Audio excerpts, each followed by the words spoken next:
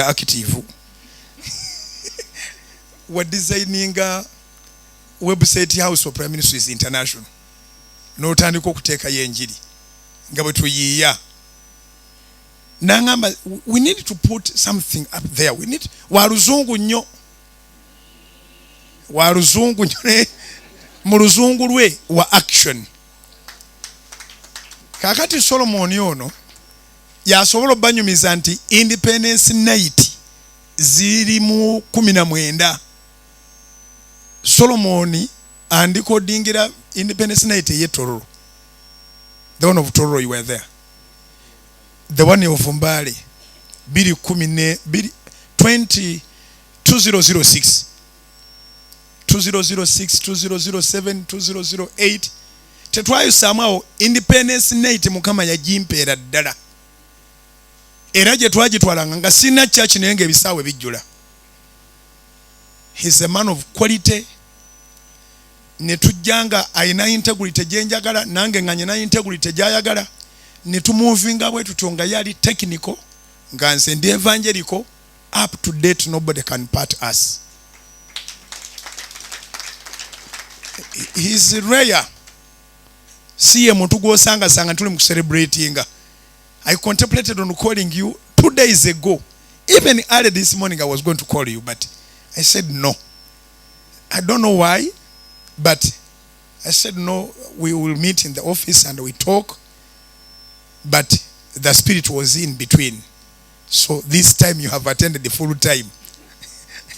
May the God reward you for that. Twalina okempakanga njagala kola obuviri bwe buti ne bunnema.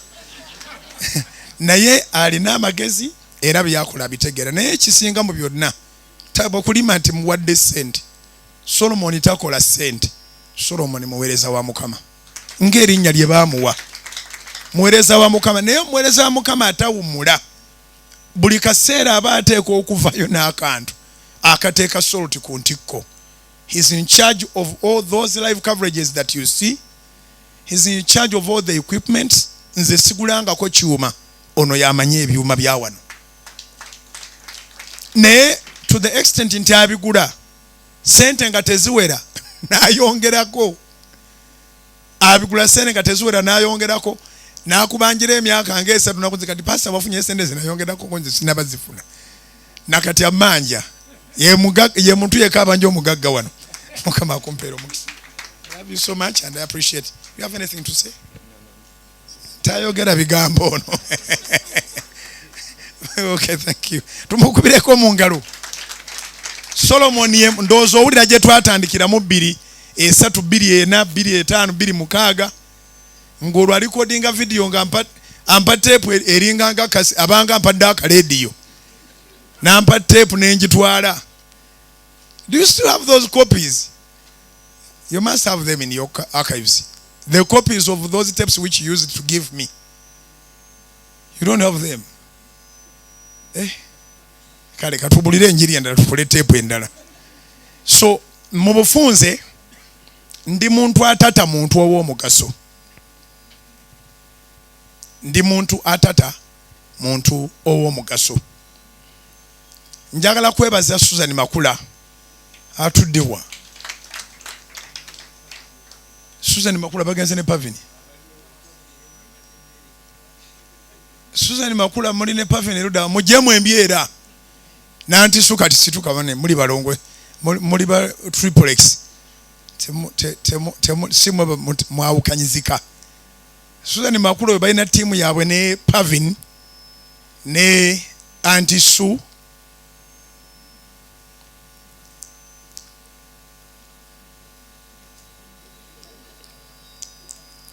Muyinza muti okubanga mubadde eri wabadde wava emmere.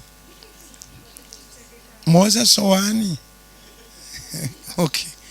Bano beba the junction mu bufunze.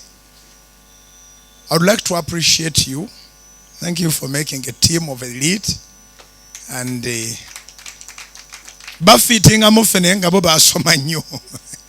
Basomera ebintu bya luzungu mubiwulira babeera mu luzungu. Ekyewunyisa nti ayogera nnyo Oluganda ate yasinga okusoma. Ono yalina PhD. Senga.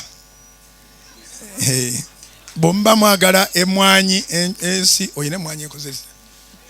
zine oyinacho nakabala kalo wakamala nina ebiryo ebyensujju anti suwagenze wala wafunye n'ebiryo kati ebyo ebikola kyate emwanyi omulondo ebiryo byebikola ki ebiryo byongera zinc mu mubiri ate zinc bw'aba yeeyongedde mu mubiri emirimu gyonna egyatutonderwa tugikola ssebo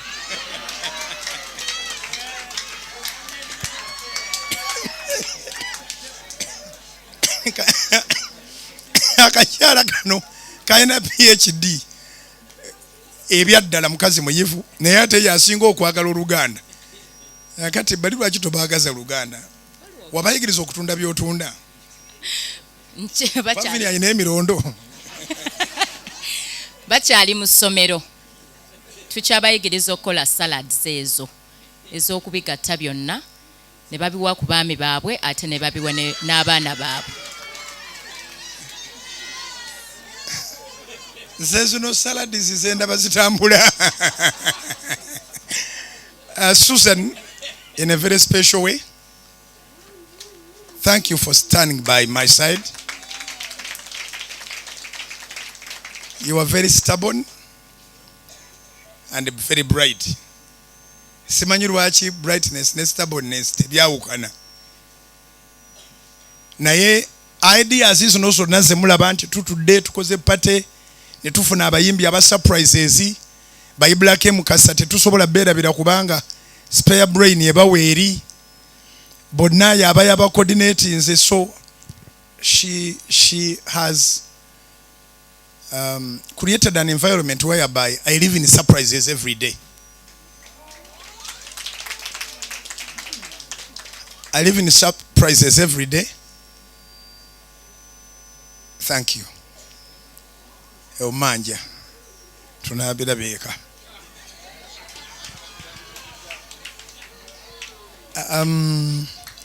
balabika tebagala kwogera. Do you want to talk to say anything? Bamba baba kwogera mwena basatu mwogera bamba temugenda kwogera bwaba omu yayogera muddeeyo kati ekindaga nti munayogera kudda wano bamba temugenda kwogera mukwate kubeeryo balinga nabagenda okuleeta olimba lwa kwaya mwambuke wano waggulu naye ani yasinga obukulu kumwe yazza musango weerwaneko oyina eddakiika emu n'oli emu. Yesu yebazibwa b'Oluganda. Neebaza nnyo Katonda bwe najja okukola interview nali nina gye nkola mu radio Gyeyeegata. Nasooka kuva mu radio 1 nengenda mu Dembe FM nengenda ku radio CBS nga mazeeyo emyaka 8. Naye nga mpulira njagala radio oba TV wenjogerera ku Yesu wange nga teri agenda kunnemesa nga mpulira nene ebbanja neŋŋamba oba naakolera bwereere kankolere bwereere kankolerere eggulu.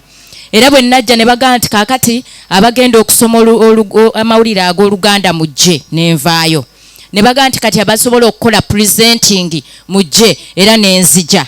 Ne bagamba nti kaakati abasobola amawulire ag'okusoma mu Luzungu mujje kati tugezese era nze nzuuyo. Interview yonna nenjiyitamu. Omusumba nanteeka awo we baasuubira nti nsobola okubeera. Neebaza Katonda. Saltmedia is my home. Saltmedia ensobozesa era enzikiriza okukola emirimu gyange walala wonna gye njikola. Somesa mu international school, ndi musomesa wa government, ndi musomesa wa universities, ndi mukyala azanya films, nkola embaga ku mikolo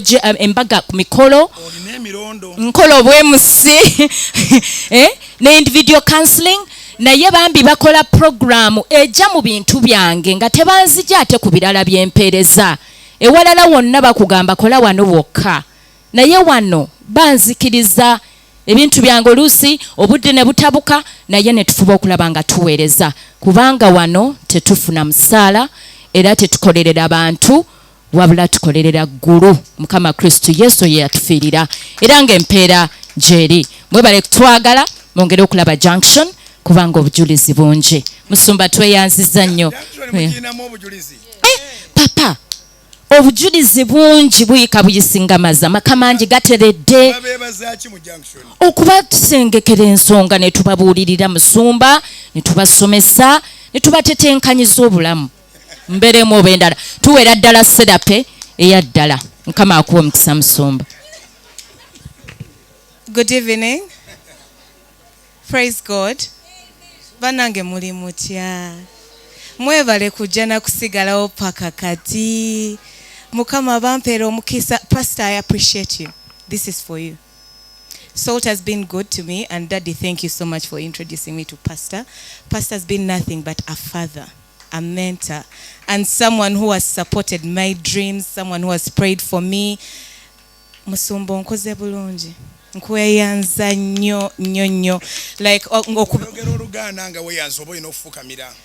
Musumba neyanziza nnyo byonna byonkoledde ng'omwana ng'omukozi ng'omuweereza ng'omuweereza bambi. God bless you. Oli muntu mulungi nnyo. To go back to English, I appreciate Pastor so chichina ye kayembe nga gwosingo kayana. So as I was saying earlier, Pastor has been good to me. He has blessed me. He has mentored me. He has paved a way for me. Najja ndi mwana muto baby. Nga kati ndi 8 years back. I got married. I got my first car. I got my first born. Wano twamesasula n'afuna omwana. Oba onfuna.